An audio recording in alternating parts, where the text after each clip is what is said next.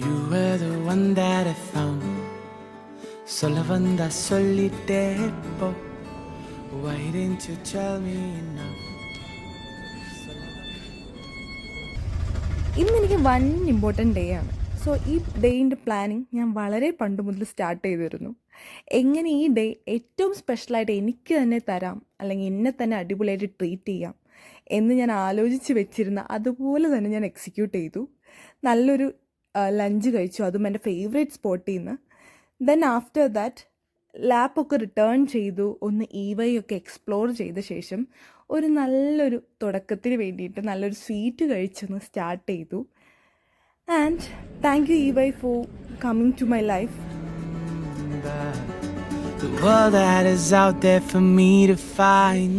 Let me go passing by.